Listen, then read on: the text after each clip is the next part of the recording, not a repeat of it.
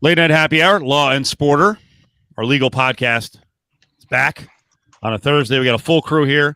I'll be kind of ducking in and out of the show, producing in the background. Justin's here from Battleborn Injury Lawyers. Adam is here, and then one of our good buddies, at least I like to think so. Cameron Nadgar is back in the U.S.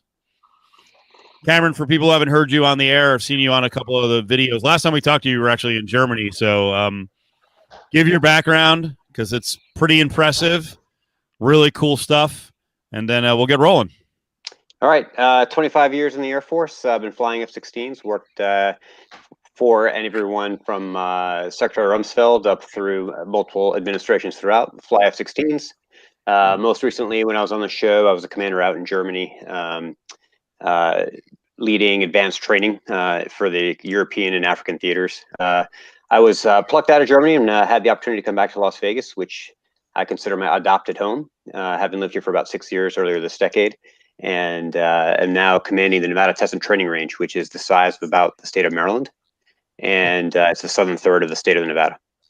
So that's where I'm at now. Happy to be at Nellis Air Force Base. Yes, I was very humble, and you're like, whoa, wait, that's pretty big time stuff. And yet you're on this podcast. Now, Justin he's an impressive guy. Adam and I, though, every time we talk to you, we're like, what's going on here? What is happening? But you are a sports fan, and we met you. It's been a while now. We met you originally because I think you reached out to me or Adam just to talk about MMA and how you could maybe possibly write MMA. And since then we've kept in touch, and it's a cool deal. You meet cool people doing radio. Yeah, and you guys actually did quite a bit for the Air Force as well. You guys came out to the base and covered the Wounded Warrior games, and that was good stuff. I mean, we were all really appreciative about it, Nelson, when you guys came out and did that. That was about eight years ago now. Yeah, time flies, right? We were out there. We were actually trying our hand at basketball in the wheelchairs, which pretty impressive stuff for the folks.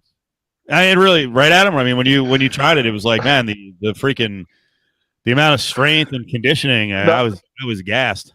It's insane. I wasn't laughing at that. I apologize. I was laughing at the comment of, we've got some very impressive people, plus me and you. But right. Then as Mark pointed out, I'm an NFL reporter, so I'm way up here. So you're the only one that's way down here. I'm bottom of the barrel.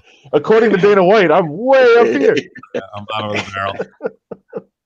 So I actually wanted to mention sports real quick here because I think everyone is either betting or playing some fantasy football. What do you guys think of the game tonight? Pretty exciting ending. A lot on the line. What do you think, Cameron? I was actually pretty impressed. I think of Russell Wilson as a quarterback who's an athlete, and Kyler Murray has shown himself to be, at least I thought of him more of an athlete who's playing quarterback, but I thought he played a pretty good game tonight and showed more quarterbacking skills as much as his athletic skills.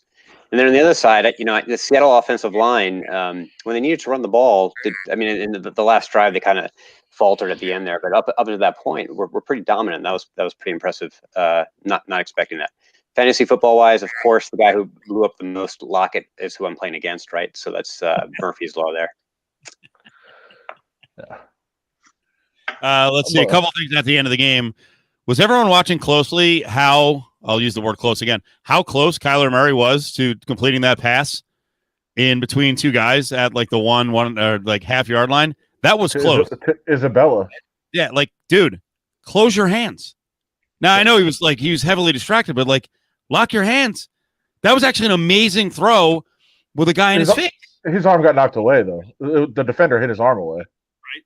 We got that. They never call those are the ones they should call interference. I'm sorry, you're saying it could have been PI. Yeah, I mean, they never call that. They allow you to do that for some reason. If you bump somebody, they call it.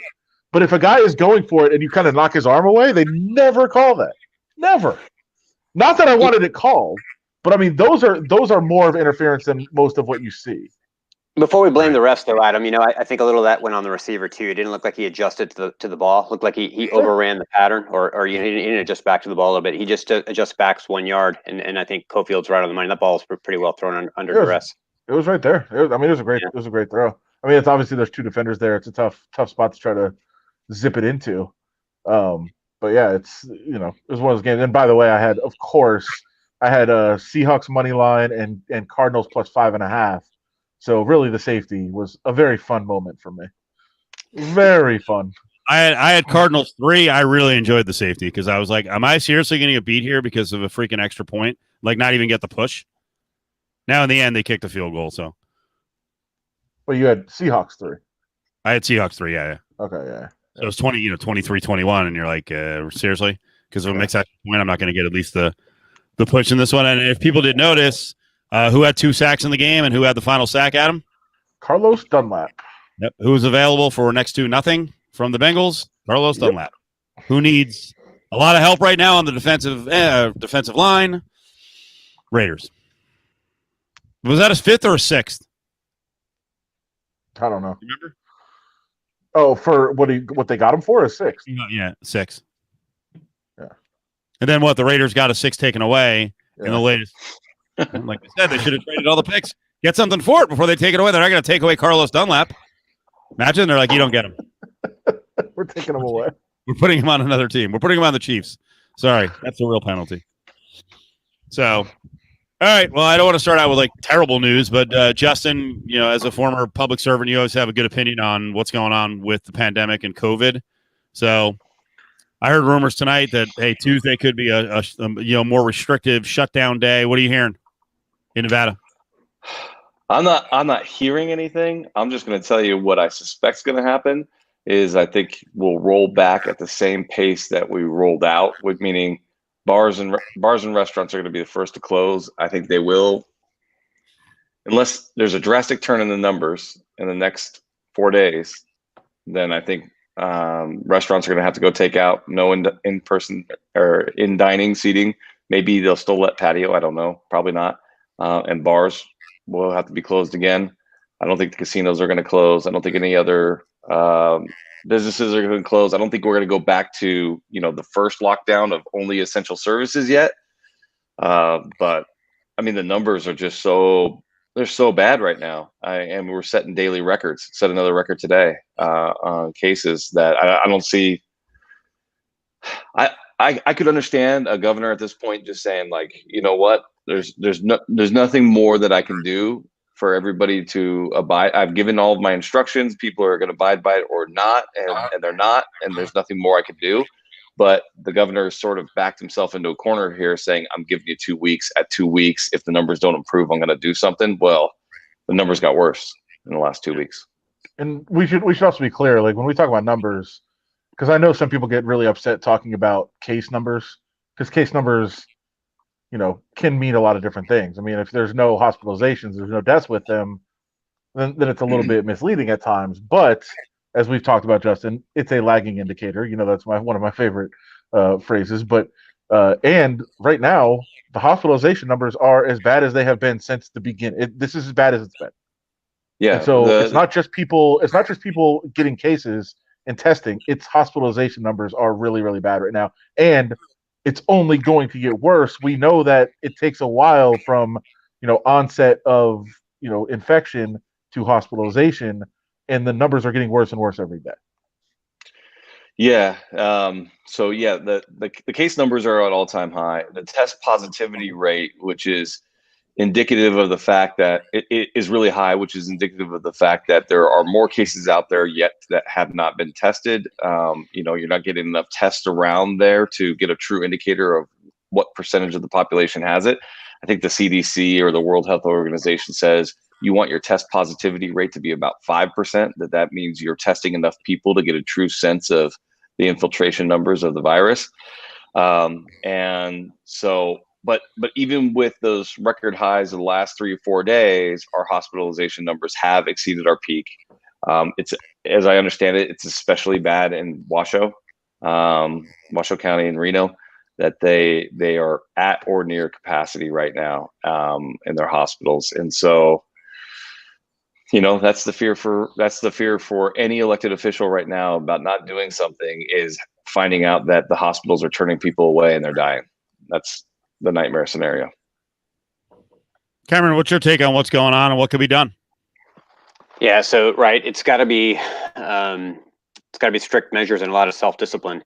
When we talked last, when I was in Germany, COVID had just started. It was May timeframe. So in Germany, we were about 3 months ahead, and they went with a pretty hard lockdown really early. And you saw the numbers just plummet down, and a slow return to life there that was pretty successful. And then in that kind of slow rollback, there was still pretty good discipline, at least out in the rural areas and in the semi-major cities. They still had some problems in the larger cities, Frankfurt, Berlin, but out in the smaller cities and in the rural areas, that it was people were well disciplined.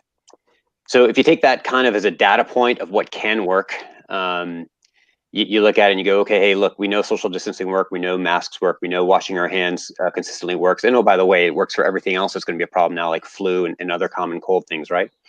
Then you have to enforce that. So people are going to sit there and keep saying, hey, I need to earn a paycheck, I need to go to work. Well, everyone around them has to be disciplined in what they do.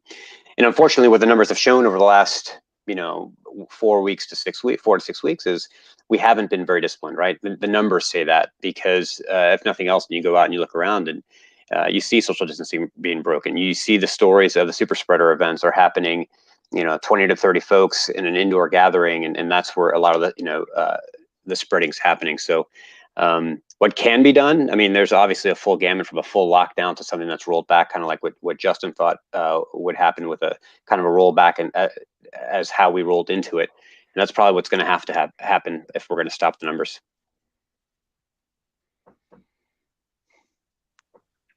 Did you guys notice? Well, I guess if you've noticed that, it means you're violating the order. Stay at home too. I have noticed going out, because I haven't stayed at home as much as I should have. I don't think a lot of people are staying at home. Like I went over to Home Depot tonight just to get some batteries and see what was going on for the extended Black Friday, because I have no discipline. And it was a pretty good crowd there. So people have definitely not curbed going out. Steve, so my commute, I live out in Summerlin, and I got to commute to Nellis, right? So I'm pretty much crossing the entire city. When I got here in July, there was still nobody on the roads. There was still a relatively, you didn't see many people out on the roads. I'm hitting traffic now. My commute has gone up about 20 minutes during the kind of the rush hour, Las Vegas rush hour in the afternoon, right?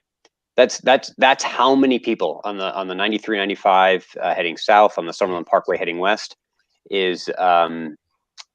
are all on the roads and out and about, right? So that's an indicator by itself too. That's people aren't staying at home. Yeah, Cameron, that's funny you say that. This was the first week. I mean, I've been going to the office ever since lockdown happened, just because I have my own office and everybody else was remote. But it was this week I've seen traffic work its way up and get busier and busier. And this week was the first time that I felt that exact same drive and lag as before the lockdown. It was, I live out in Southern Highlands. I drive to Summerlin.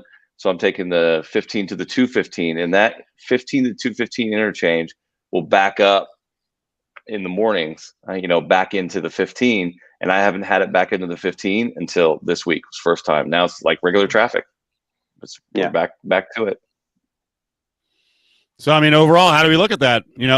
People are getting back to life, and maybe they're making money and, trying to survive. But what are we supposed to do? Yeah, I mean, this is the conundrum that makes it a no-win situation for anybody. Is people are going to feel entitled to behave that way and maybe not show the discipline that Cameron's talking about, because the government officials have said that casinos can be open and can welcome visitors, and visitors are welcome to come here, and they're still encouraging to come here with no protocol for what the visitors must adhere to as far as testing or anything. So I just think there's going to be, no matter what gets said, there's going to be major pushback from the people here saying, hey, you've picked favorites. Why do the casinos get to stay open and make their money, and I have to be out of a job? No, I'm going to work. And I get it. Yeah, you're absolutely right. You look at inconsistencies in policy, that'll happen. On top of that, it's just human nature to have fatigue over this stuff, right? You can't fault people for what they see is going on around them. and what they're seeing on TV, right? So they also get conflicting messages on TV. Their source of information. So it's hard to blame. Justin, I think you said it exactly right. How can you blame them?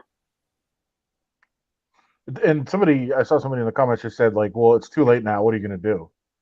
Well, like that's a ridiculous way to look at it. First of all, like there's always something you can do, but it's like I think we don't understand. No, people aren't fully grasping the concept of what it means to have the hospitals overrun. Like I don't think anybody's fully grasping that. That especially that are people that are like, oh, what are you going to do? Or hey, I need to live my life. Well, okay, it's fine, and it's not even just even if you don't think that COVID is killing people, which I still hear people say, which is it's preposterous. But even if you didn't think that, like, okay, well, people are going to need medical attention. And if there's no hospitals to go to because they're overrun with COVID patients, you realize that people are going to die of a lot of other things because they can't get care. Like, that's why things have to be done. It's not, whatever you think about, how it got politicized or anything else. And, most of those people need to stop now because they said it was going to end at the election. And obviously it didn't. So pretty much their opinions are invalid now, but it's just you can't just say we got to give up or like there's nothing we can do. You've got to continue. You've got to do something to mitigate it. Yeah, and it's so Adam, you bring up all these kind of external factors, but if you still just focus on COVID, right? It's still a very young virus, a young disease. We don't know the long-term effects. What we do know is even people that are surviving are having, many of them are having long-term impacts. You see triathletes, high-end athletes that are having problems recovering and are still tired and still can't train. I mean, you don't want this thing. No one wants this thing one way or another. You can't just point to the death rate and then make a singular decision off a singular data point like that. So all these other factors, even if you just focused on COVID, we don't want any one of us to get this thing. We still don't fully appreciate the long-term impacts. Other than that, we know there are impacts, right? So, there's a lot to it, like you brought up, Adam. But even if you just focused on COVID, it's enough to say, hey, we got to take this thing seriously. Oh, I agree with you. I'm just pointing it out because there's so many people that just want to politicize that, and they won't. It's never going to get through their head that COVID is real and that COVID is causing all these problems, which it is, and I fully am on board with that. I just like you've got to speak to the people that are like, well, I don't think it's true. Like I've spoken to these people in the last 2 weeks that said they still don't think it's real. Like, how is this possible at this point? Mark in Vegas was asking you, Cameron, about public compliance with the restrictions in Germany. All right. So early on, you still had an element, particularly amongst the young and in the larger cities, where they're having parties, just to defy the government, if you will, and some of the same stuff that you saw here was happening there, probably on a much smaller scale. I will tell you, that I'm sure this is Googleable somewhere. The Frankfurt, police officers were actually shooting to control large gatherings and large folks. That there were some reports of that happened in Frankfurt early on. I will tell you those were data points that were few and far in between, because overall the compliance early on was really good. However, with time, again, there was this kind of fatigue. Well, it's not happening. It's not spreading. The numbers were going down, and so people felt more comfortable not avoiding the rules, but maybe skirting or taking more chances maybe than that they shouldn't have. And so you saw in the last month the numbers across Europe, not just Germany, going up. So I haven't been there since July, so I don't want to speak from firsthand knowledge when I was there from the beginning of it, from February through July. The compliance was overall pretty good, with pockets of resistance, if you will, that the government actually came down really hard on. And I will. It's secondhand, and Cameron has firsthand knowledge, so it's a little bit different. But we've referenced here that my best friend lives in Austria, which is right by Germany, obviously. And we went to Mexico in July when things were very shut down here, and it was amazing. The compliance was amazing. Like, it wasn't an issue, it wasn't an argument. It was just like, oh yeah, you wear your mask and you go do your whatever you're gonna do. And then when we came back here, and it was his first time in America in like a year. And he was just shaking his head like, why are people arguing? I don't even understand what's happening. Like, you just do it, and then you take care of it. And as he said, back in Austria, things went back to normal fairly quickly. Like it was okay, everybody's doing their part, and we're going to get back to this, and we're good. And now they've just kind of locked down again, as they've had a second wave. But he was more so than anything else. He was blown away by how it's an issue, how like people are like fighting it and arguing about it, and it's a discussion. And he was like, "We just do it, and then it's cool again." Like I don't understand this. I'll tell you, I spent the last 6 weeks. I just got back to Vegas again full time at the last week, but before that, I was spent 6 weeks in Phoenix. And they didn't have a mask mandate in Arizona, and I'd walk into a shopping store, a market or grocery store. There were people just no mask. It didn't matter. They walked into a gas station. I'm not gonna lie, I was very uncomfortable, and there were folks that were they're just defiant about it. I'm not going to wear a mask. Okay, now you're putting everyone else in danger. You're not going to social distance. Now you're putting everyone else in danger, including yourself, right? That picture is morbid. Yeah, this again is a recent picture of the run on toilet paper, so it's happening again. Yeah.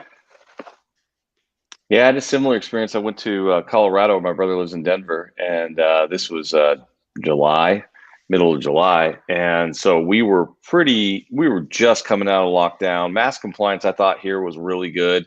Casinos weren't really getting a lot of visitors back. And when I drove through, I drove there because I wasn't comfortable flying. So I drove there and and all throughout Colorado, any reasonable sized town that I drove by, if they had outdoor anything, everything was packed. Masks were nowhere. Like it all throughout. I think I was the only person wearing a mask in all of Denver that I saw. Like that nobody wore a mask. It's crazy. Now they've got hit with a pretty big.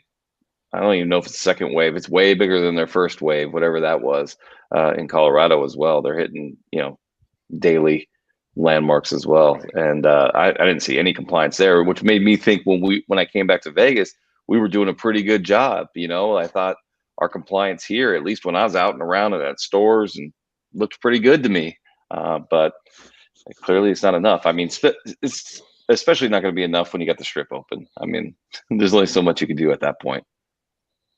We got 100,000 people down there. Justin, it's interesting you say that because, right, what's the difficulty? It's got to be balanced, right? People have to be able to go back to work, but at the same time, you can't just go back to the way things were before, which is what people want, right? And so you add on top the politicizing of the issue, and then instead of getting this balance, you get this pendulum of folks just saying, "I'm not going to wear a mask," or folks going ultra, "I'm going to wear a mask when I'm driving my car by myself," right? You see that too, and you're like, "What are you doing?" Right? So it's the balance. How do we get to? We got to be able to operate in this environment, right? That we have to be able to live in this environment. People have to be allowed to go to work and do this, but that doesn't give people the right then also to take it to the extreme of just blowing everything off. It's so difficult. Adam, final word on this?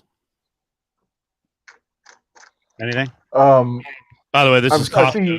Costco, you cannot order toilet paper online anymore, so they're out. They're out for the rest of the year. And as I pointed out the other night on the podcast, it's $20 here on Saturday. I got it for $16.49. So it's actually, I'm not saying it's price gouging, but price already went up in like 3 days, and now online they're out. Awesome.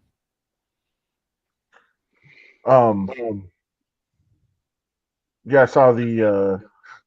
I was just seeing some questions on there. The vast majority of people here are wearing masks, but we're still getting hit with a wave. I'm going to dispute that because I will say that yes, when we walk into places, for the most part, people are wearing masks. But then you get in a place, and I've been around, and that's why I'm not going out at all anymore. Like once you get into a place, like all bets are off. Like to me, that's where it becomes a problem. Like yeah, you wear it in, or if it's a store, everybody's wearing a mask, it's fine. But like restaurants and bars and stuff, you go in there and you wear it in, you sit down at your table, and then you have a couple drinks, and then you're mingling with everybody, and everybody's mingling. And I saw it a couple of times when I was out, and I was like, yeah, this is not good. This is not acceptable. And one case in particular where I was around a bunch of anti-COVID, COVID hoaxers, and they're like screaming about it, and I'm like, they're like, you're out, like you have no right to say anything, and I'm like, I'm wearing a mask, and I'm sitting like 7 feet away from you. Do you guys notice that I'm not sitting by you?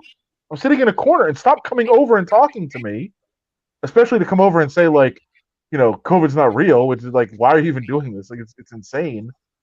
But like those things are happening, and I'm seeing people just mingling all over the place. So yeah, I think we honor it when we're going into places and when we're in a place where we're not, eating or drinking and that sort of thing. But then all bets are off at that point, and that's where it is becoming a problem to me. Where I'm seeing it, it's not good. By the way, Jay Miller Vegas has been pushing the bidet every time I mention the toilet paper. So I got other stuff to get first, brother. And I'm ahead of the game on the toilet paper. I don't run out because I anticipate quite the frugal shopper as everyone who's a regular on this knows. So I will find my toilet paper, or we'll just ration. The SO is willing to ration, so we'll figure it out. Sorry. That's what I was going to say. So I'll kind of roll the military into this, right? So we're a segment of society, and everyone is living like I live in Las Vegas, right? Nellis is a good example. A significant majority of the population who work at Nellis are even if they're not military, they're civilians or contractors. They live in Las Vegas, and yet the military has not seen as a whole. And if you haven't been, encased inside of a battleship or a submarine, right? The military as a whole has not seen on their bases huge spikes in COVID, and when they have it, the contact tracing hasn't been there, right? At work to workplace kind of transmission. So we know the measures work because we have a vacuum kind of data point that you can look at and say, hey, there's been pretty decent discipline executed on these military bases. There hasn't been workplace to workplace transmission there, and they're in relatively close contact because they have to do what they have to do, right? And so it works. The masks work. The social distancing works. The plexiglass, if you're in close order in a cubicle area, it works. The teleworking to the max extent possible we can, it works, right? We have to have the discipline to do it. It's the data points are there, right? So there are environments where this is working, and I just, how do you convince an entire population to do that? I don't know. That's where you kind of hope our political leadership can do that for us, but I don't know. Justin, what do you think? Well, I don't think the political leadership's going to be able to get it done in that way. Not and walk that tightrope. As we've talked ad nauseum at this point. You can't pick and choose who wins and loses in these battles like that. The people won't stand for it, and I think you can tell from the comment section working its way to bidet talk that they're tired of us talking about. They got COVID fatigue too. They're like, "Fuck this," Like, but it's a problem. Yeah, I know. Well, I hear it, but I get tired of it too. We all know what we're supposed to do. Adam, sort of unrelated topic. Are you? Do you participate in death pools? I'd love to. Okay. Would you participate in a COVID over/under pool? Or is that? For sure he would. For sure he would. Not if I was in management at a company. It was betting on my employees. This is apparently a real story. Tyson Foods in Iowa. You want to explain this one, Justin? I guess they were betting on their COVID numbers of positives, and didn't they actually alter some of the safety measures to almost help the bet? This is some egregious shit. The betting is not even the worst part of it. It's just the headline grabber. But basically, at the Waterloo plant of Tyson's, the pork meat plant, they had all the people, working very closely together as is necessary, but they weren't adhering to the protocol. They weren't providing the PPEs, and people were reporting with symptoms saying they're sick, and management was saying, in essence, this is what the complaint alleges, hey, we all got symptoms, get to work, right? And of their, I think, I'm going to do these numbers off the top of my head. I think there's 2,800 employees. They had over 1,000 test positive, and they had a number of deaths, and the lawsuits are from the decedents. Not only were they reporting this to management and up the chain, but the management was sort of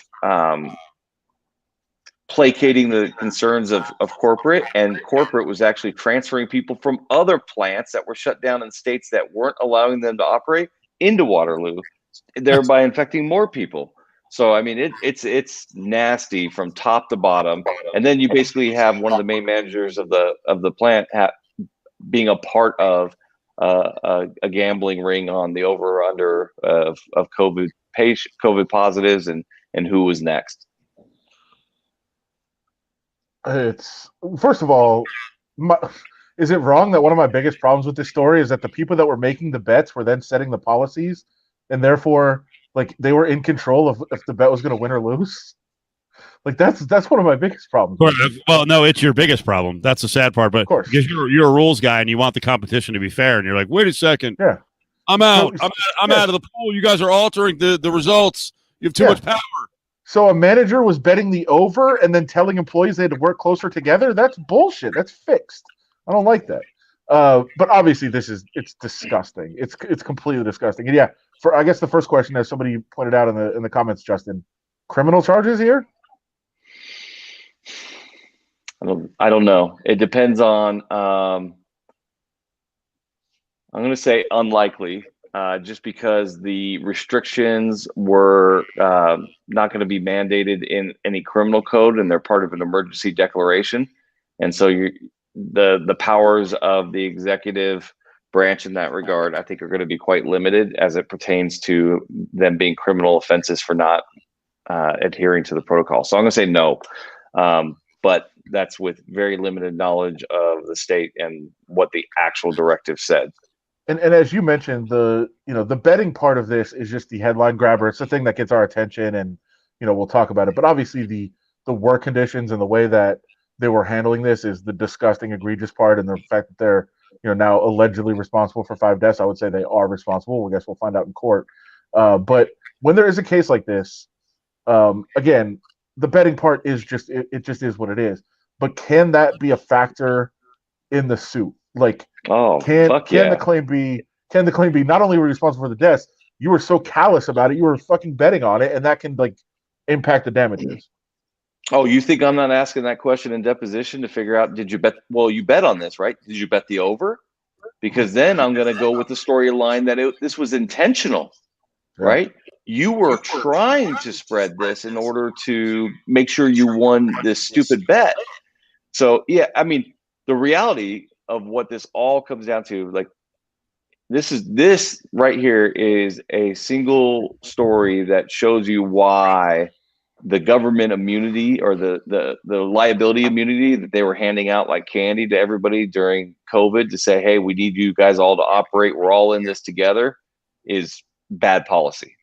Because if they have immunity, then they don't have to answer for anything that they do. And you'll see stories like this with no recourse. You warned us repeatedly when this was all happening, the immunity stuff. Well, and that's, let's bring it back to Nevada. Part of what I think COVID fatigue is a real thing. I think it makes sense. But what the governor's office is saying now is, hey, our inspectors out there have seen that compliance in the businesses has gone down a little. And we think COVID fatigue has set in. And what I want to say is, or maybe they got wind that they're immune from liability and that's set in. And so they no longer care about doing all of the right things all of the time. Now, the true story is they do not have immunity if they violate the health codes, but that's not what they hear, right? They just hear, cool, we're all immune. Now we don't have to, wash the tabletop every 30 minutes and do all those protocols we were doing. Don't worry about the mask. If you see somebody come around, ask them to put it on, but not a big deal anymore. So, again, that's my little soapbox on bad policy making, is allowing bad behavior to be rewarded.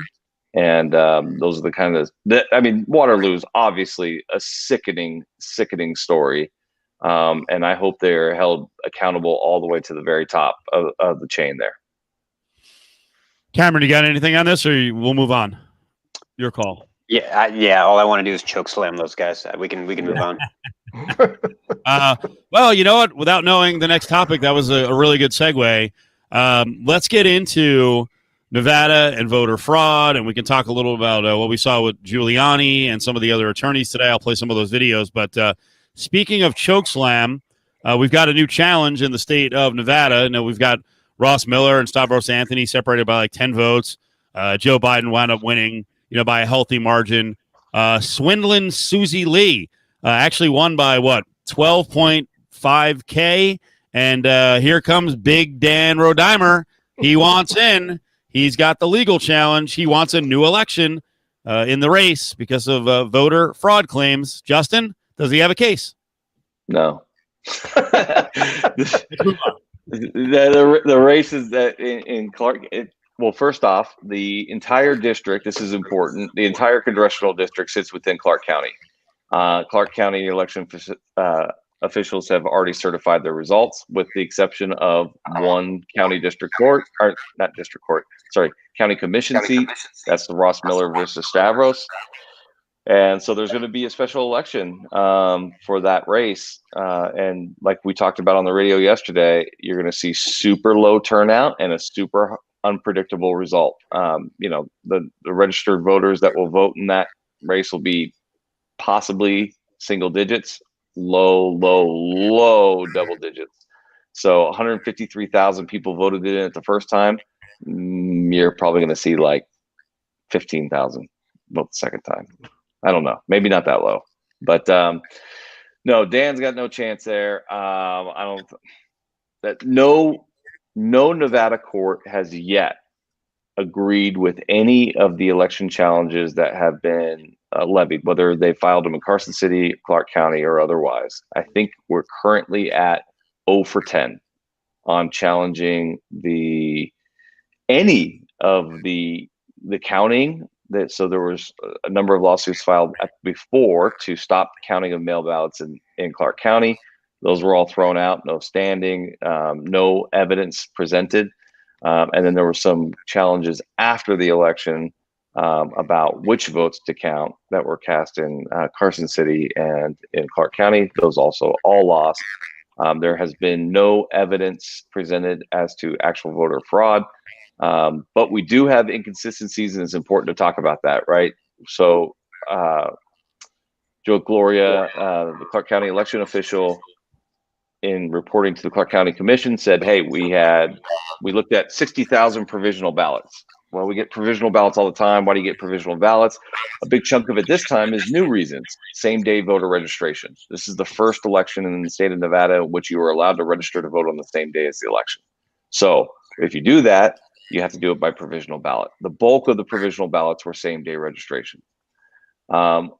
In those same-day registration, of the 60,000, there was about 2,200 ballots that were thrown out. They were thrown out for a variety of different reasons. One, they voted in the wrong precinct. Two, they weren't eligible to register to vote. Three, they are not eligible to vote in the state. Four, they had already voted, maybe knowingly or unknowingly, or they forgot. There you go. Perfect. This breaks it all down right there. And then the proof of residence. That's the only one I missed. So of those 2,243, those are all the reasons that those were thrown out, all valid reasons. Does that mean that there is voter fraud? Well, I don't know the answer to that because Joe Gloria is not the one who determines that.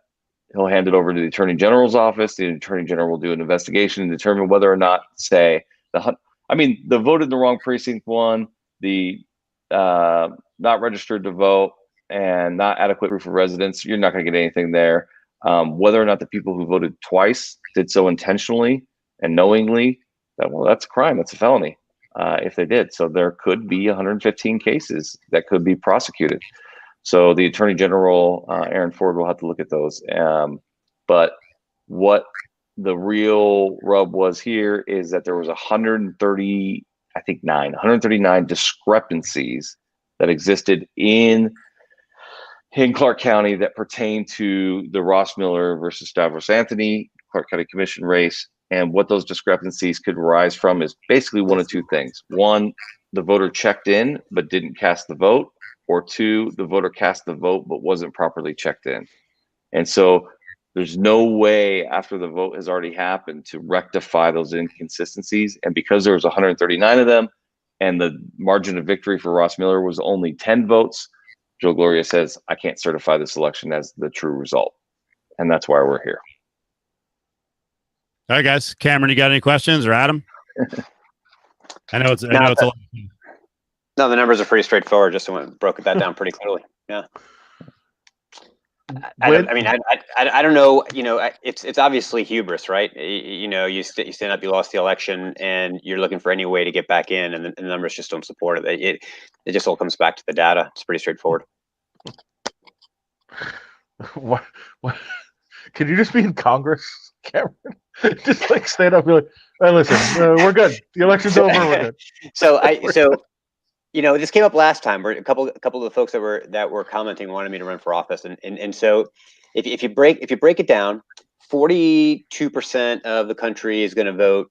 42 point something is going to vote Republican. Something around 43 will vote Democratic no matter what. So that gets you about 85%. Of the remaining 15%, about 7% they're going to vote straight down demographically, whether it's racial or ethnic or gender. They're not going to care. They're just going to go with whatever that demographic is that they care about. That means 7% of the people are the only percent of people that are actually going to listen to anything I have to say anyway. So if I'm going to do that and I'm going to piss off 43% of the people with anything I say, I'd rather sit here and hang out with you guys and drink a beer and chat about this. Otherwise, All right, don't say that because we're trying to get Justin to run again. Well, okay, see, Justin can do it. He's got a nice full beard. Look at that. He's ready. Justin was in office, but then he decided to not run again after his term was over. That's probably because he had 93% of the people not listening to him, and then it's only 7% that actually wanted to listen to him. Well, I'll tell you, I mean, I don't disagree with what you're saying for the most part, Karen, from federal races, but I think local races are different. I do think that they are. On the good side of that and on the bad side of that. The good side of it is you can have real conversations with almost every one of your constituents if you spend enough time going knocking door to door. And I for sure had Republicans who voted for me, and I ran as a Democrat, and I know that because I ran in the 2016 election and it was Clinton against Trump, and in my district I got more votes than Hillary Clinton. So I got some people to cross over, and the only way you can do that, the only way you can convince those 42 and 42 is knock on the door, actually meet them, talk to them, and you get to do that on a local level that you don't get to do in these big races. On statewide levels, you can't do that, and you certainly can't do it on the federal level. But then on the flip side,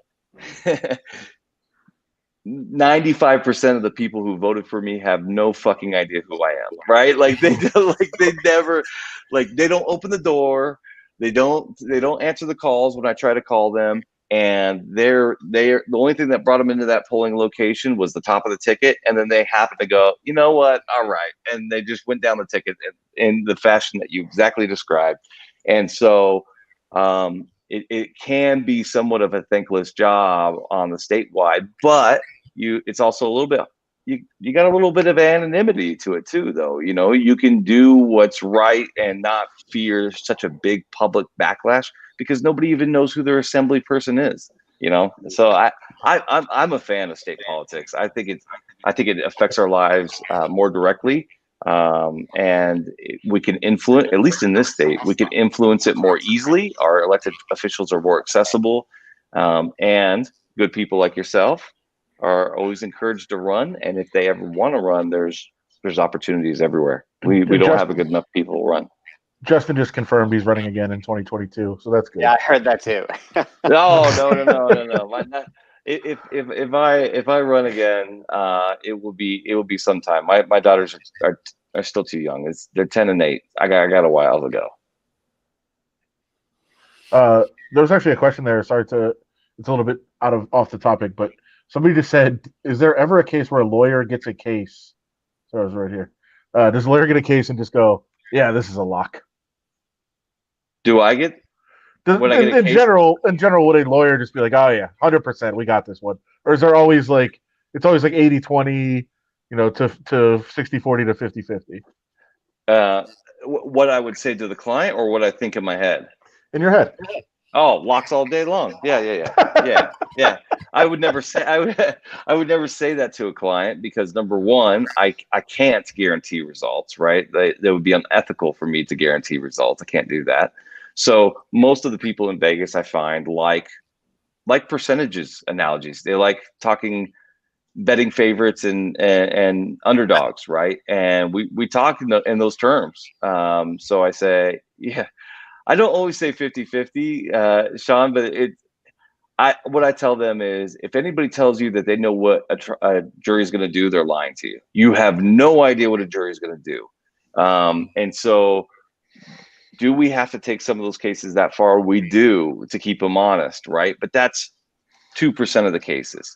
All the rest of the cases are going to work in this, sort of timeline, and they're going to try to pick you apart. And, I feel good about your case. Otherwise, I wouldn't invest in it because I work on a contingency fee. So I'm investing my time to get paid. But Is this true? What's this? Justin goes into the courtroom like he's the Chiefs playing the Jets every week. Ouch. I'm a little bit more. I'm a little bit less. Nah, that's not true. I would say I'm less passionate in court, but people call bullshit on that. People who know me, so I don't know. I do. I pretty much argue in court like I'm talking to you guys now. Actually, as I think about it, A lot of cursing. We've never covered this time. That was a good question by the viewer. Do you feel at times like, to get a client to finish it off, that you do have to push that, the 50-50 like higher because competition is doing it? Or are you like, you know what, if I have to do that, I don't want to beat that other attorney. If this is what this person needs to hear, that it's 90-10. Like, how do you play that game? Because I can imagine, you've got plenty of people in this market. You've got people, stealing horn logos. You've got California carpetbaggers coming in, making claims of, hundreds of millions of dollars. Like, if that's what people want to hear, do you have to play that game as an attorney at the front end? Oh, look at Cofield just like expertly pushing my buttons along the way to that answer, just hitting every fucking button to get me all fired up right along the way. So I would say early on, I thought that was a big deal, right? That I needed to make sure that I closed the deal when somebody came in. And I don't know, call it experience, call it time. I don't know what it is, but I'm just going to say this. If you come into my office, if you've made the effort to come all the way into my office and meet with me, I'm closing that deal 999 times out of 1,000, right? Like, you've already invested so much to get there that you've already done something that I've established some level of trust with you. And then me bullshitting you about the likelihood of a good result on your case takes away from that, doesn't add to it. I find the more straightforward I am in those meetings, even if younger Justin 17 years ago when I first became a lawyer probably wouldn't have done it for fear of losing that client. Like, don't be too brutally honest. The more brutally honest I am, the better things go. And I've rejected some cases saying, like, here's why. Most lawyers won't tell you; they'll just refer you to somebody else. But here's why I'm not going to take the case. And then those people come back later or refer other people back, because at the end of the day, they don't know this stuff. They just want to know. They don't want to make bad decisions, and I'm here to give them the best information I can so that they can make a good decision for themselves. We got a lot more on the election fraud claims and all the court challenges, and this plays along with it. A little while back, Rebel Averson, dead people receive ballots. If turned in by a family member, would it be caught? Well, I mean, I can't say that with any sort of absolute, right? If it was done in mass, but the likely part about that would be that the signature verification wouldn't go. But yeah, we do know that there were deceased people who got mailed ballots. No doubt about it, because the Secretary of State's office doesn't routinely go in and check on death certificates, right? They have to be notified of the death. That's going to take some time. So absolutely, there was ballots sent out to dead people. Did dead people vote? I think very unlikely that that's going to be the case, because the signature would have to match the actual dead person's signature. And, you could point me to an example of a 98-year-old whose 75-year-old son's been signing for 25 years and say he can match it. Okay, maybe that's true. Maybe they can match it. And maybe that one instance gets through, but all the history of the state of Nevada has indicated that there has been so few instances of that ever happening in over, I think the number I heard is we've cast in the state of Nevada we're into the hundreds of millions of votes cast, and the number of confirmed situations like this is you can count on a single hand. So I'm not going to say it can't happen. Sure, it could, but the signature verification is a hurdle. I think there's a number of different ways that can get caught. So I got more video of people talking about the fraud stuff. I want to get to that, but if that doesn't work, I haven't heard this anywhere else. I'm just seeing this for the first time. Like, no one I know actually suggested that this could happen.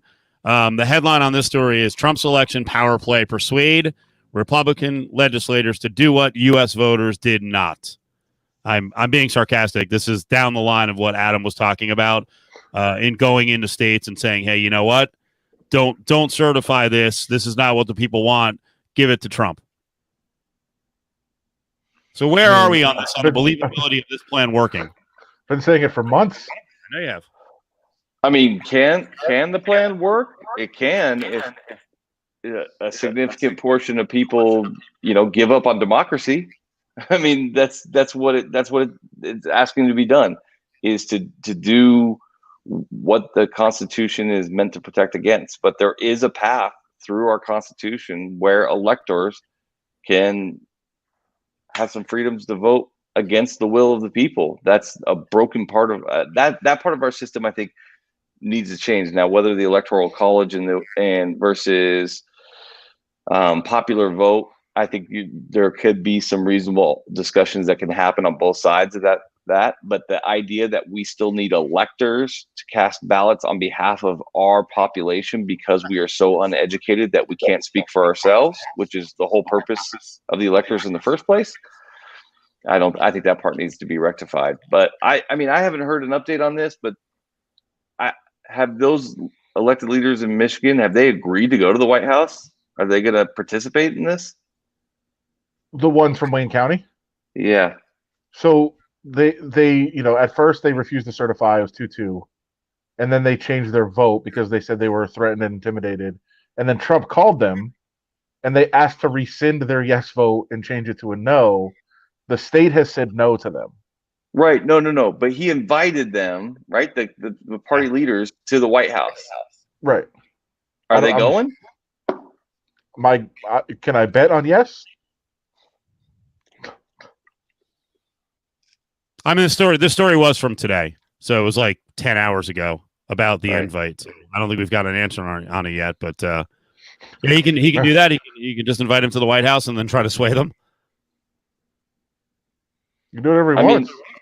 Well, no, I don't know about that. That could be election interference. But how is it not already? He called the guys in Wayne County. Well, you don't know. He called both of them. You don't know what said. Okay, he made the phone call. What do you think he said? How you doing? Maybe. Why is the Lions' defense so shit? You think that's what he was talking about? He called them. What do you think he called them about? Who knows with that guy? We'll find out, though. We'll find out. All right, let me reported it, Adam. In a courtroom where that's not the let me Cameron, I keep not giving you the opportunity. You got any reaction on President? No, this is okay. Just this is right in Justice's wheelhouse. We'll keep throwing the softball. No, it's not. Cameron, save me on this. No, I think I can only take Adam's conspiracy theories. Cameron, are you coming true? Are you allowed to talk, Cameron? Yes, that's exactly what I was going to hit on. Right. So Donald Trump is still the sitting president of the United States. He's still my commander in chief, and it is literally against the Title 10 law, then the Uniform Code of Military Justice that I fall under, to make any public statements for or against him, quite frankly. And that's really true of any public official. So even I can talk about a policy here and there, but I can't talk about the individual. So yeah, it's actually, I can't, I legally cannot. Can you talk about hypotheticals or no? Oh God! Don't say no. Say no, Cameron. Don't do it. Adam, how about this? After I retire, when that day comes, I'll sit and have a beer with you. We'll talk all the hypotheticals you want. Actually, when this is over, I do have to ask you one question before we get off of the stream. We usually talk right after, so there is something to do with that. All right. Justin, I want to play this because there were a pair of attorneys who spoke along with Giuliani, who I guess technically is an attorney as well. And I kept seeing people say, this is ridiculous. They're lying. They should be disbarred. And I'm like, I don't know why they would be, but like, I just want you to listen to this and kind of judge what she's saying here. If we have enough of the clip, we'll see. Happens in a courtroom all the time where that's not the fact-finding process. That is just an overview. That is what we have given you today because the American people deserve to know what we have uncovered in the last couple of weeks. Remember, this is such a short time frame. And this is an elite strike force team that is working on behalf of the. I assume, Justin, when you do have clients in front of you moving forward, you will mention that you have an elite strike force team at Battleborn. Guaranteed. Yes. Have to. Yeah. Thank you, Jenna Ellis. You've now given another potential marketing angle to Justin Watkins and company. Let me finish it up. Time frame. And this is an elite strike force team that is working on behalf of the president and the campaign to make sure that our Constitution is protected. We are a nation of rules, not a nation of rulers. Okay, that line is so classic. Wait, we've had rules? Haven't we talked about rule of law over and over and over again? And I love that she's the one saying it's not a nation of rulers. Wow. Okay. There is not someone that just gets to pick who the next president is outside the will of the American people. And that is our task, because when we talk about voter fraud, it's actually election official fraud. So when she says something like that, do election officials now have to worry about like direct law? Are they protected? We always ask, like, can you go after someone personally? Are they protected? Or are they all going to be on the griddle now and you're going to have these attorneys torturing them? Oh, well, so first off, anybody who is working in the government as an elected or appointed election official is going to be protected against any lawsuit that arises out of their job in performing their duties. Absent something like intentional and criminal, in which case they may not get defended and protected for what they've done. But anything that, even if they negligently, even if they were wrong, if they did it without that sort of intent, they are absolutely going to enjoy government immunity. And if they made some discretionary decisions, made some judgments on how to best move forward where the law wasn't clear to them, they will also be protected. Even though those acts are intentional. But when they intentionally violate the law, now you may or may not, depending on the state, be protected from any civil or criminal charges. So that's a very long-winded way, but that's not going to happen here, right? I mean, I want to point to the fact that now I'm aware of 32 lawsuits that have been filed and 30 have been thrown out. 2 have remained, neither of which had altered a single vote. So that's how the courts are reacting to these lawsuits. And I hear some people talking about, well, yeah, and now Trump's having a hard time finding lawyers. Lawyers won't take the case because these arguments are so ridiculous. These fucking arguments have been ridiculous since the beginning, right? They got paid already. They took their money. They like saved me from look at these holy attorneys who are putting their principles before their paychecks, like your pocketbooks. No, they already got paid. They already did the dirty work. So now he's just moving on down to find the next one who will take the case and make the most ridiculous arguments in court, get called out by the judges for not knowing anything about the local election laws and not having any evidence to support their claims that they're making in the press. And let's be clear that, because we say this all the time, and like we say, how could you defend this client? Like in a horrific murder case type of thing, how could you do this? Like it's a job. Like that is what it is. And by the way, Jenna Ellis, who's like the biggest Trump backer now in terms of the attorneys, said that he's an idiot and a quote bully who wants to destroy American democracy.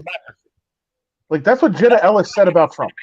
That was in 2016, right? Fine, yes, but now she's getting paid, and so now it's a different story. Well, and so let's further on that tweet.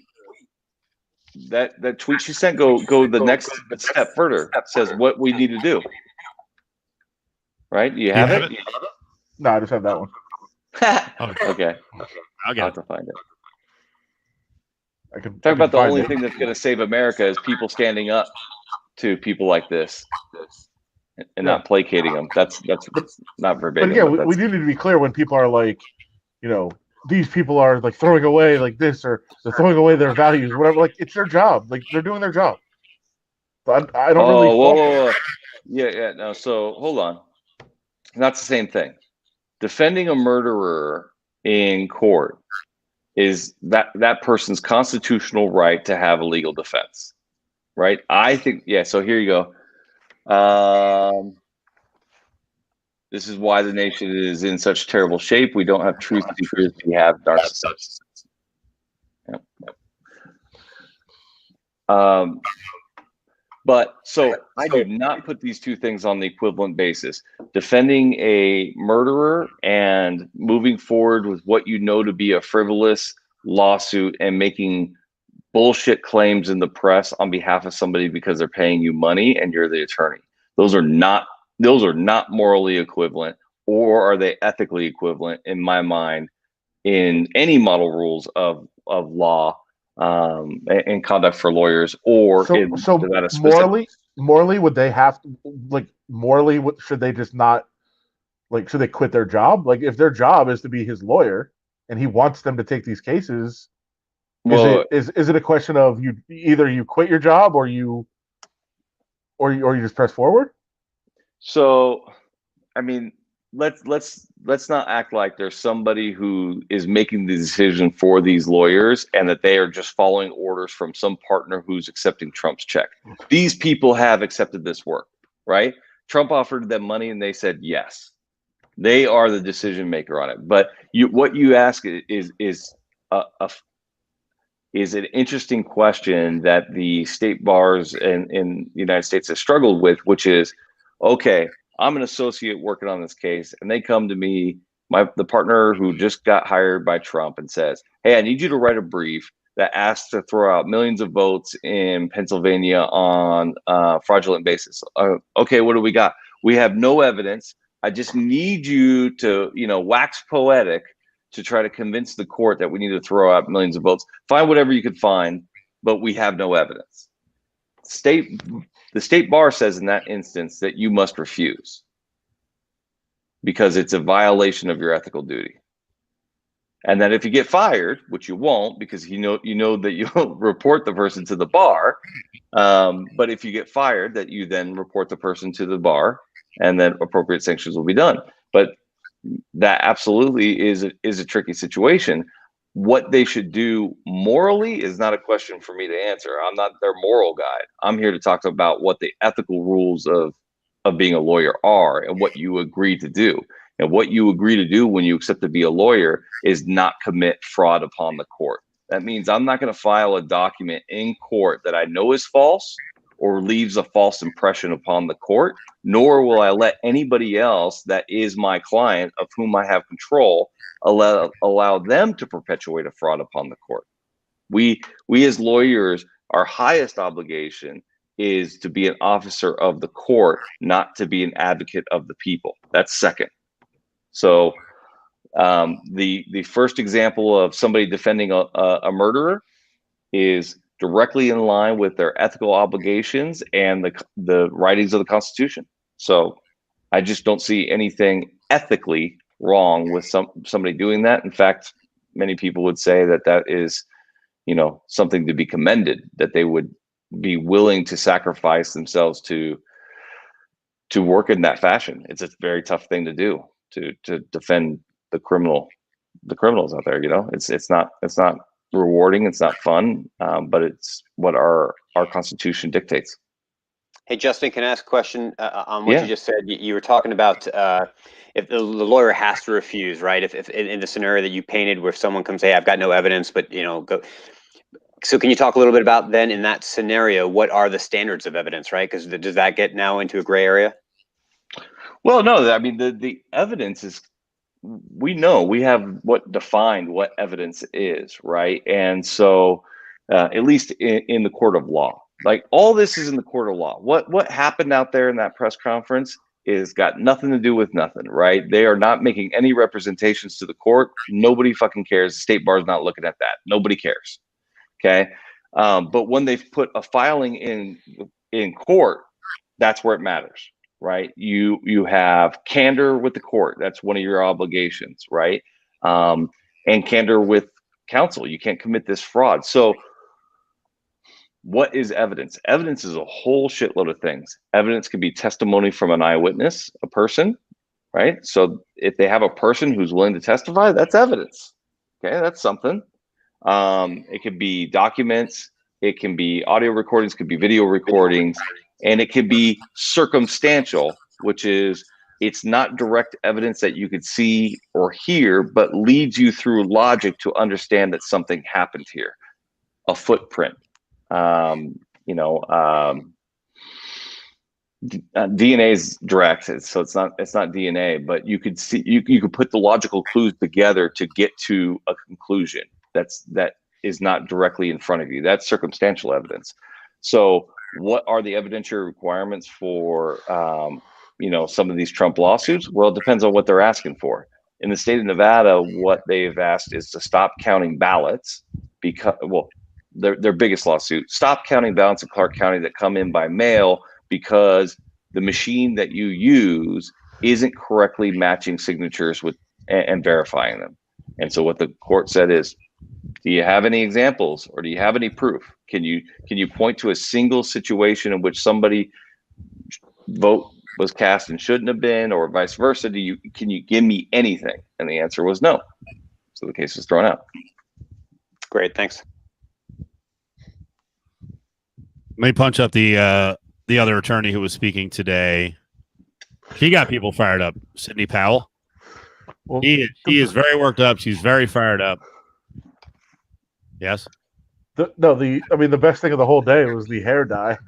It's my favorite thing. It was the leaking hair dye on Giuliani, which I don't want to get into. If I need to go to the shaky hair or the spray on hair, I'm rooting for guys like Giuliani. Although I will tell you the one disturbing thing. I don't know if you guys have seen the video. He was working a hanky like throughout, but the problem was it was the same hanky, and he was wiping down his brow. He blew his nose in it. I didn't see him turn it inside out. Then he's like wiping his mouth. He's doing his forehead. I'm like, you just blew snot into the hanky, bro.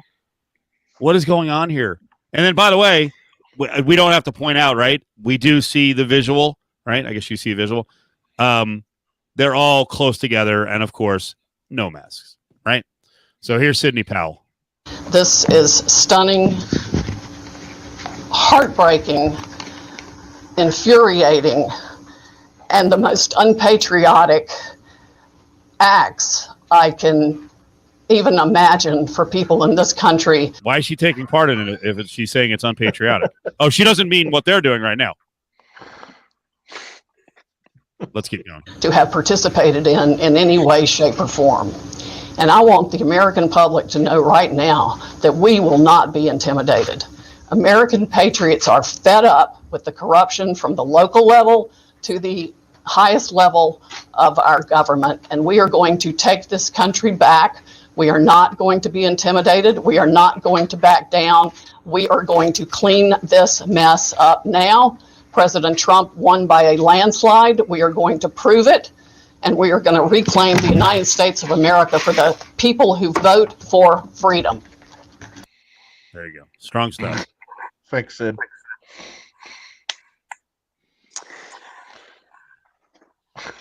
She knows something. Where do you go with that? I mean, obviously, what is it?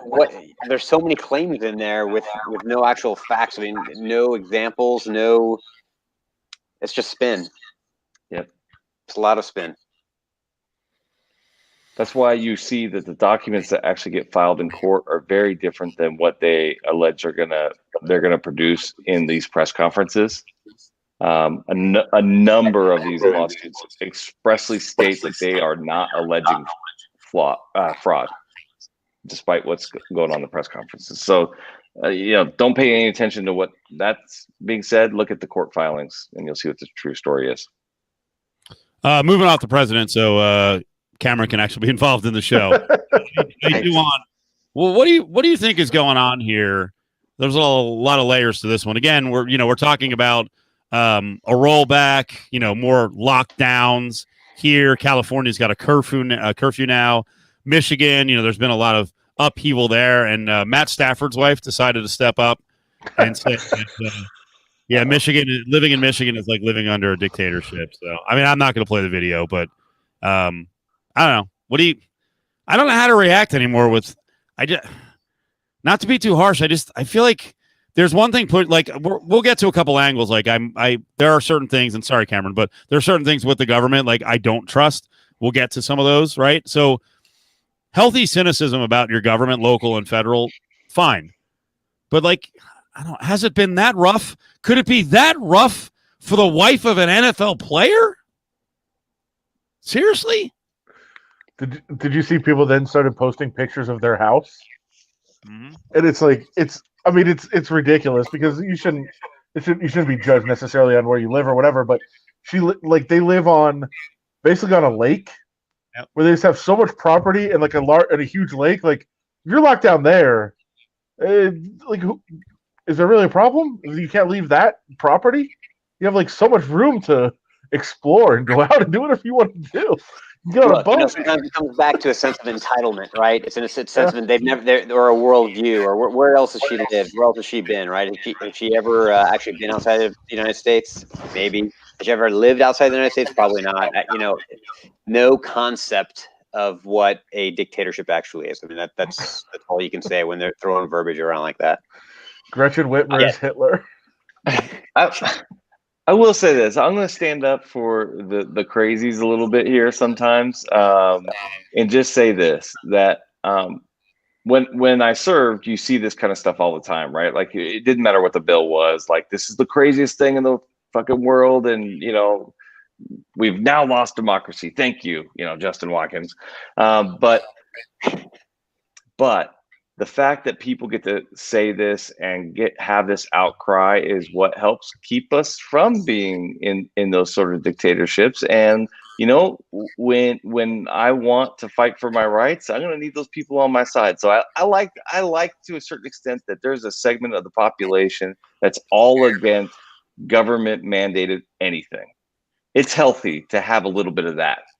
Justin, this is where I'll agree with you, because a lot of times when people thank me for my service, or they'll go to that, I always tell them, I go, hey, I do what I do so you can do what you do. And if what you do is you got to get your crazy on or whatever it is, great. You do you, because that's what makes our country so great.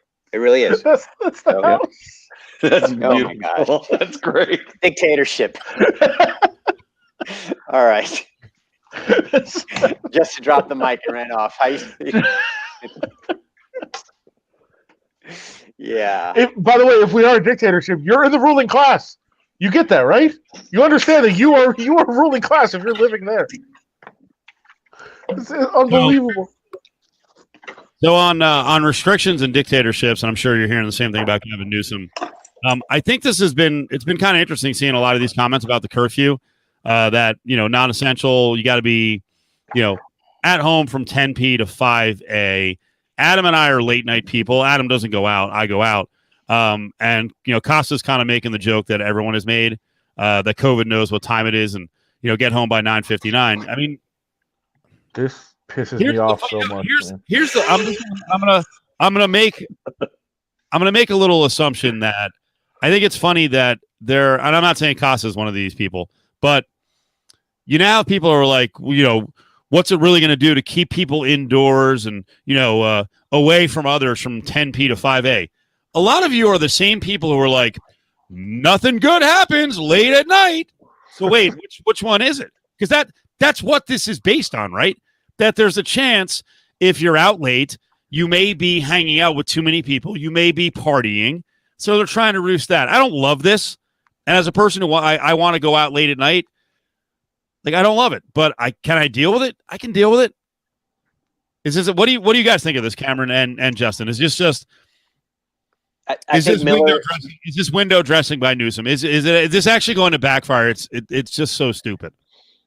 So if you look at the comment Miller J. Vegas just put up too, he said he's been in a bar at 7 and then and 11, that big difference in atmosphere. Well, it's true. We all four of us have been out in a restaurant, bar, or a pub, and if you're there at 7 o'clock having dinner, or if you're there at 11 p.m., the atmosphere is different. Is it window dressing? Is it going to make a big difference? I don't know. Maybe it's a last ditch effort before things get even more harsh with lockdowns, and they're trying anything they can do as an intermediate step.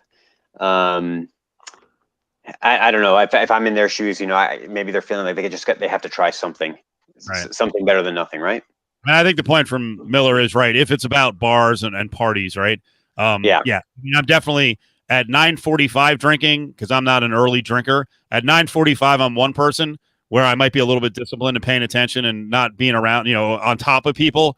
At 2 a.m, might be different. I might be a few more beers in or whatever. These seltzers, these really don't get you drunk, but whatever. It's not like I guess you're just trying to be funny or whatever. If you really don't understand why closing bars at 10 is not about the time, it's about how much alcohol people have consumed, how much gathering people do at the late hours, how much people are like pounding drinks right before closing time, all of those things. Like, that is the issue. Now, the proper counter isn't, oh, the COVID doesn't know what time it is. The proper counter is, if you're closing bars at 10, I know what's happening. Everybody's going to house parties. Right. And they're gathering at houses where there's zero regulations and people can do whatever the fuck they want to. Like, that's what the counter is. It's not COVID doesn't know what time it is. That's stupid. The counter, it really is, because listen, I was in California for the Chargers Raiders game last week. And we went out to dinner and they were going to close fairly early. We're like, cool, we'll go back to the hotel. I have some friends that live down there that were like, hey, bars are closing. Here's a house party. I was like, no! What are you talking about? No! But, like, that's what people are doing.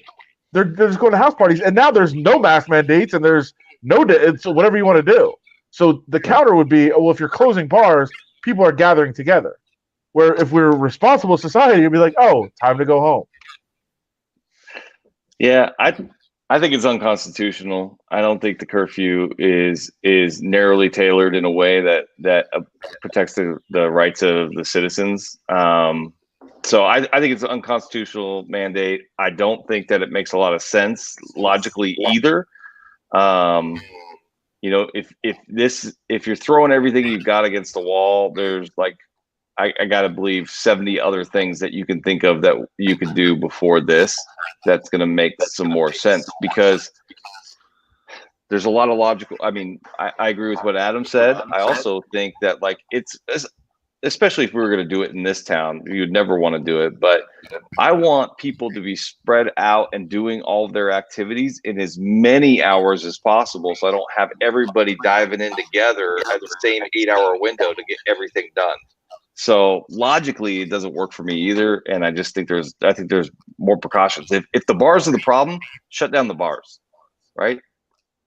Just do that. If it's and Justin, so I here's my take on that. I wouldn't even shut down all the bars. I would find ways to increase resources on enforcement, right? Mm-hmm. Allow people to do the right thing, and then those that don't, you kind of focus you focus whether it's punitive or some sort of negative reinforcement. You focus it on them as opposed to punishing everybody, because there are a lot of people that are trying to run their business correctly, that are trying to employ folks, that are trying to feed good food and provide an atmosphere for people to get out of quarantine. And we're social animals. I mean, people don't want to be in quarantine, right? Otherwise, we wouldn't be seeing upticks in mental health issues or domestic violence or any of those issues. There wouldn't be such an uptick if it wasn't for the quarantine. So I say don't close down all the bars. I'm with you, Justin, with what you just said, but I would say I wouldn't close all the bars. If the bars are the problem, then go after the specific bars of the problem, because I can promise you there are going to be restaurants and pubs and other restaurants out there that are trying their best to do the right thing. Yeah, I think California has the ability and the resources to be able to do something like that. Nevada, no chance, right? Like, we are such an incredibly poor state from a government services standpoint, and we just had a special session to cut all budgets by 20%, and now the governor has already said this next session that's about to start in February, I need another 15%. So we're already an underfunded state from government services standpoint, and now we've cut that in a third off the top. And the enforcement agencies, which weren't even there during the heyday, now have no manpower and no ability, and you can't even afford to hand it off to somebody else. I mean, the task force that's out there that's enforcing these rules right now in Nevada, or at least made the appearance that they were, number one, had no real authority, and number two, were so meager in numbers as to not really, I think, be all that effective. So I agree 100%. I would, as just a general policy in regards to all, vices and all miscarriages of justice and criminality, that we give everybody the chance to do the right thing and we enforce against them when they don't. Right? That's the American way, but I think there's some practicalities, at least in this state, that make that not possible. Well, Yeah, and the unique thing to this state, and Justin, you brought it up earlier, is the casinos are such a unicorn in terms of what other states are dealing with. Where Yep. California can make a law, again, it would be, if it was challenged, as you said, it might lose. But California can say, all right, bars are closing at 10 o'clock. We're doing this. We're doing this. Well, here, if you do that, well, then, okay, now we're just going to the strip. Like, everything's open. So we're just going to go down there. And every business can be like, well, why can't I open? The strip is open. There's tourists from everywhere in the world there. Why am I closing? And you don't have that, unique animal that's running everything, or that is the central, player in the town. You don't have that everywhere. Like, that's so unique to us, and it's why it's different here than everywhere else. Yeah, I mean, I think that's the impossibility about Nevada's, and it's not just Nevada. Everybody's got their one major industry, or a lot of these smaller states have that one major industry that they can't just let go, because all government services get funded for the most part through that government industry. I mean, let's be real. That's why the casinos are open. Our budget is so meager in this state. It's a rounding error for most other state budgets. That's how meager our budget is. And I might be saying this wrong, but I believe on the order of 38% of our budget comes from gaming taxes. And that's separate apart from live entertainment taxes and other sales tax that all come in that same corridor, all through those same vehicles.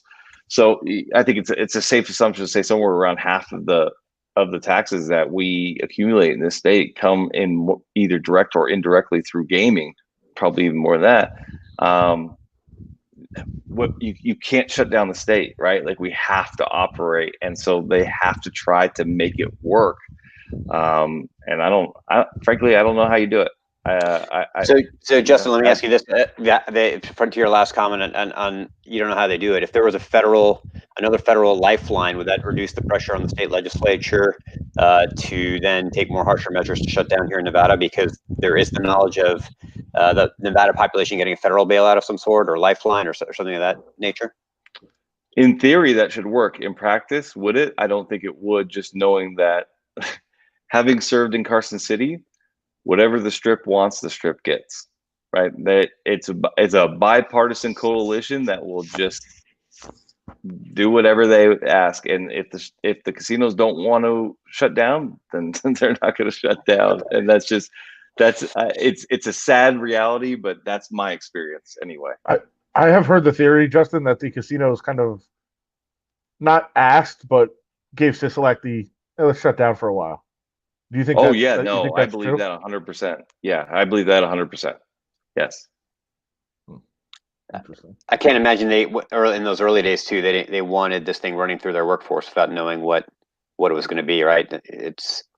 They can't run a casino with half their folks calling in sick either. So it probably gave them an opportunity to sit back and figure out how they were going to handle this. Well, they probably knew there was going to be nobody traveling here for at least a couple of weeks as they figured things out, and like, why would we stay open with nobody here? Like, let's just shut down and let's figure it out later. Yeah. So I'm looking here.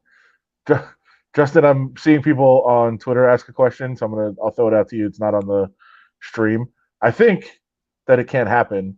But Mitt Romney said tonight, the president has resorted to overt pressure on state and local officials to subvert the will of the people and overturn the election. It's difficult to imagine a worse, more undemocratic action taken by a president, and everybody's response was, well, could he be charged with treason? Now, he can't be charged with a crime, right? I think you're right.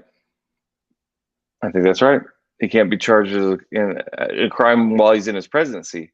Now, the question is, can he be charged with a crime after his presidency, so long as he doesn't, so long as he's not pardoned, obviously, and it's federal and neutral.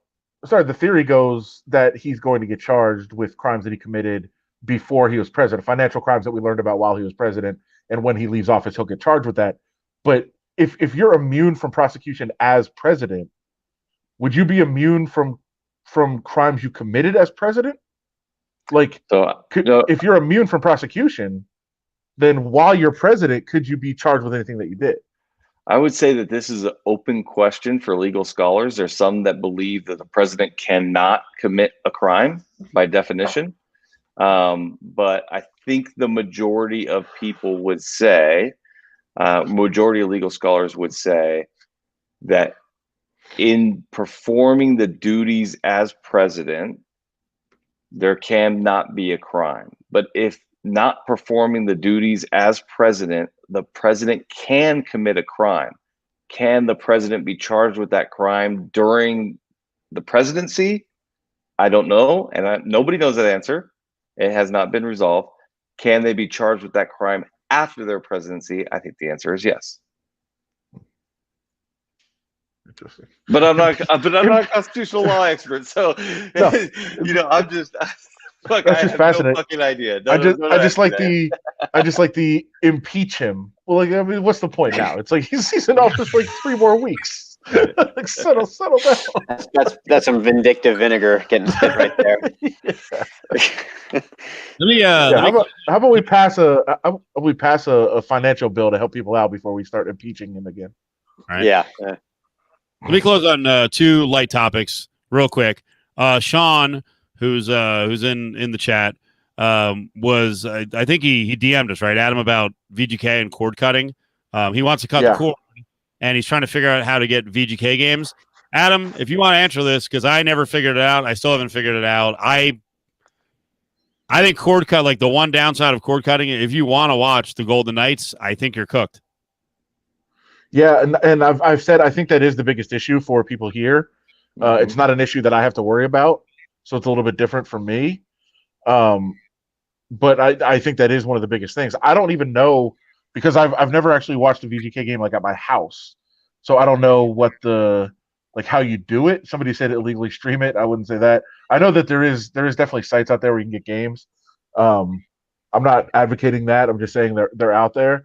But like, if you get the NHL, like NHL Game Pass that they have, do you get the VGK games, or are they blacked out? Blacked out. Yeah. So I mean, you can't. I want to cut the cord so bad and watch VGK. You can't do it. It's a single reason that I still have a cable account, right? They have said, and I've looked into this all over and over, that AT&T Sportsnet does have streaming capabilities. It is offered on streaming, and it streams everything except NHL and soccer. But they said they will, at some point in the future, stream all the entire content. The only thing that works for me right now, and this isn't about cut the cord, but so I can watch the game wherever I want, is I switched over to Dish Network, and man, Dish Network's app is freaking awesome. And so I could watch whatever I want on my TV right here, anywhere in the world that has internet, and it's awesome. Yeah, I've been doing that for a long time. It's first with Slingbox, and then Sony had something like that in the early 2000s. But more recently, the DirecTV has just got a great package there. I think Sean also wanted to sue his cable company. Oh boy! If you got a case, I'm in on it. I'll join in. But I also saw, and I don't know this for sure. I think I put it in the DM. But Fubo TV, I believe, is adding AT&T. Oh, really? I saw that like press release the other day. I think it's $65 a month, but I think the sports package pushes you another $10. So now you're at $75 a month. It's better than cable. Yeah, I used it to get. I did need it to watch some VGK games in the playoffs when they were kind of mixing back and forth with AT&T Sportsnet and NBC. So, but I literally paid because I think a lot of us do this. We sign up for something and it's like, yeah, I'll cancel that, and then you wind up paying 3 months for 3 months of Fubo, and I got 4 games. So, great, yeah. Only cost $205 or whatever the math is, $195 to watch 4 games. Somebody said the YouTube TV has the VGK games. I have YouTube TV. I love it, love it. But I don't have the VGK games on there. Right. I don't know how to make that happen.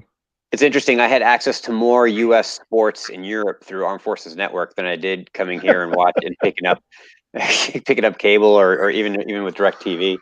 So it was crazy. I didn't have these problems in Germany. My problem was the time change, right? I had to wake up at 2 a.m. to watch the UFC, or I had to watch, that was the issue. But I had access to it all. And I come here and I don't have access to anything anymore. Oh, that actually brings me to a point. I'm not trying to put you on a spot. I just had a theory. Put me on the spot. Do you know who's fighting in the 2 main events this weekend?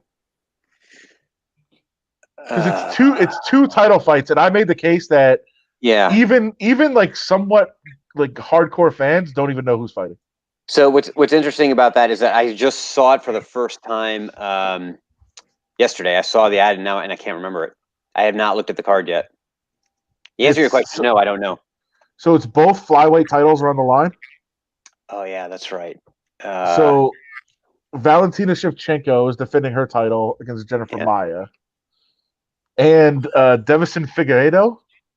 Yeah, it's Alex Perez. Is that right? Against Alex Perez. Yeah. So here's what I would say, that I don't even know what to think about the men's flyweight championship, but I would pay to watch Shevchenko fight anytime, anywhere. She is awesome. She is just amazing to watch. But you're right though. You're right on your take that I bet you if I started asking a bunch of my buddies right now if they knew who was fighting this weekend, they'd say, "Tell me." I mean, you're a fan, just so people know. Cameron's a fan. Yeah, for sure. And I would say more than a fan too, just based upon all my interactions with some of my friends that are over at some of the gyms. So I am. It's good. That was a good call on your part, Adam. Yeah, I didn't know it offhand until you started saying the name. Tomorrow morning will be my second face-to-face athlete interview since the pandemic started. Oh, wow. And are they allowing you in the Apex in the local ones or no? Yeah, I go when I want to go. I go. I don't go to most of them because the Raider stuff takes me away. But I'm going this weekend. And it's weird. The process is very weird. I think we've talked about it, so I don't want to bore people too much. But I had to test today, I have to test tomorrow, and then Saturday I'll have to be there by 6 a.m. and test. And then they put me in a hotel room to wait for the result. And then if I'm negative, then I get to go into the arena. So it's quite an endeavor to go to these fights. Yeah. So tomorrow morning, I'm actually supposed to sit down with Mike Perry. Oh. Of all guys. Yeah. So my other face-to-face interview during this was Colby Covington. Wow. Again, the real characters, the good fellas. But that's what I mean. Because I feel like when you do interviews like this and you do stories like this, and I thought Colby would be confrontational, which it kind of was. And I think tomorrow might get somewhat confrontational. I don't want to do that on Zoom. So I've put in the request, hey, if I do the testing, can I sit down with them? And they've approved it. So we'll see how it. What a setup. So do you? Perry's probably not watching. Is he? Do you have him for Means, or is Means? You have Tim Means winning that? I don't know, man. I was on a Zoom with Perry yesterday, and I don't know how many. It's out there if you want to go watch it. I was on. There's a bunch of reporters on there, and it's a Mike Perry that really kind of confused me. He was so calm and was pressed by all the questions about the incident at the bar, his mom calling the police and saying he's going to kill her, the allegations of domestic abuse. He was just pressed with all those, and he just calmly answered them, and didn't get worked up, didn't get angry. I don't know what to make of it. I don't know if he's he says that he's expecting a child, and he's not. His girlfriend is, and that it's kind of mellowed him on some level. But it was the kind of thing where you look and you're like, are you ready to fight somebody on Saturday? Like this is weird. Overly calm, overly mellow, overly centered. Who knows? Maybe Now, he found his place. I also was told that Tuesday, he was 192 pounds. Ooh. And he fights at 170. Eeh. So I don't know. I don't know what to make of it. 22 pounds in 5 days, man. It's crazy. What are we gonna do? We need to take an over under if he's gonna give up 20% of his purse. I guess we'll find out tomorrow, right? I guess we'll find out. Yeah. Means is a weird fight for him. It's a really weird fight. Like I feel like Means will go to the ground, and Perry doesn't have much on the ground. So right. He was supposed to fight Lawler, which I would have been much more intrigued by. Just two guys blasting. That would have been fun. That would have been worth the whole card right there. Yeah, two guys just blasting each other with shots until somebody falls. That's fun. Yeah. All right, guys. I think that's a good way to wrap. So I got plenty for you, Cameron, down the road. So we got to have you on again in the future now that you're back stateside. We appreciate you doing this. Appreciate everyone watching. Stick around, Cameron, because I know Adam wanted to ask you a question after this. We're back tomorrow. We'll close out the week on a Friday. Dave Koken will be in, and we'll see who else we round up to be with us on a Picks Friday, where we go through college football and the NFL. So thanks for being here tonight. We'll see you tomorrow night.